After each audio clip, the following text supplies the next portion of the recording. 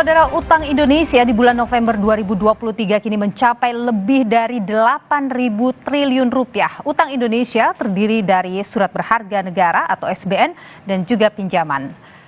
Dikutip dari data APBN kita Kementerian Keuangan, utang Indonesia di era pemerintahan Jokowi bisa Anda lihat, saudara, dari data berikut ini. Di tahun 2014, saat awal menjabat, utang Indonesia 2.608 triliun rupiah lebih. Sementara di tahun 2019, utang Indonesia mencapai 4.778 triliun rupiah. Nah, saudara, per bulan November 2023, utang Indonesia sudah mencapai 8.041 triliun rupiah. Lalu saudara, bagaimana rasio utang Indonesia dengan PDB atau produk domestik bruto, atau secara sederhana, bagaimana gambaran kemampuan pemerintah untuk melunasi utang-utangnya? Sekadar gambaran saudara, produk domestik bruto atau PDB merupakan jumlah nilai dan barang dan jasa akhir yang dihasilkan seluruh unit ekonomi. Di tahun 2014, rasio utang Indonesia terhadap PDB adalah 24,7%. Di tahun 2019 mencapai 30,6%. Sementara menurut data IMF hingga Oktober 2023 mencapai 39%. Lalu dengan angka 39% itu, apakah masih termasuk aman? Kita akan bahas usai tayangan berikut ini. 8, silakan. Posisi utang Indonesia kini telah mencapai 8.000 triliun rupiah lebih. Jumlah ini meningkat signifikan dibandingkan 2014 saat Presiden Jokowi baru saja menjabat. Dikutip dari data APBN kita Kementerian Keuangan, utang Indonesia di era pemerintahan Jokowi bisa Anda lihat dari data berikut.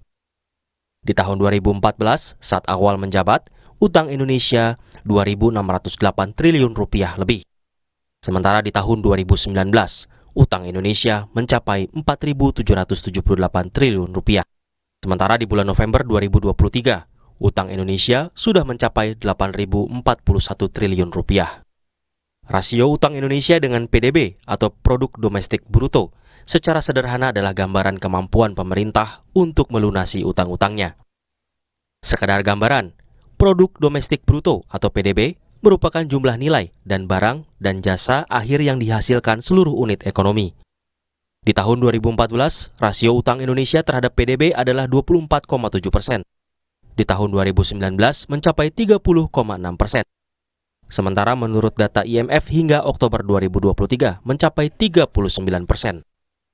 Kami kutip dari Kompas.com, staf khusus Menteri Keuangan bidang komunikasi strategis Justinus Prastowo menyebut, utang Indonesia berasal dari pembangunan infrastruktur, membiayai pendidikan dan kesehatan yang dalam jangka panjang akan menghasilkan dampak berlipat untuk generasi mendatang. Direktur Center of Economic and Law Studies atau CELIOS, Bima Yudhistira menilai, salah satu penyebab bengkaknya utang pemerintah adalah belanja yang kurang cermat.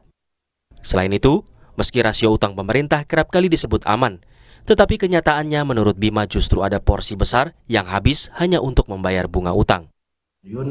Ini memiliki beberapa penyebab. Salah satunya adalah klaim bahwa utang digunakan untuk sektor produktif. Faktanya, sebagian besar belanja pemerintah, khususnya pemerintah pusat, 497 triliun dalam APBN 2023 itu untuk pembayaran bunga utang. Artinya menerbitkan utang untuk membayar bunga utang dan pokok utang jatuh tempo. Kemudian belanja pegawai, belanja barang itu pun porsinya cukup besar. Sehingga tidak benar bahwa kenaikan utang berkorelasi dengan kenaikan dari sektor usaha yang produktif.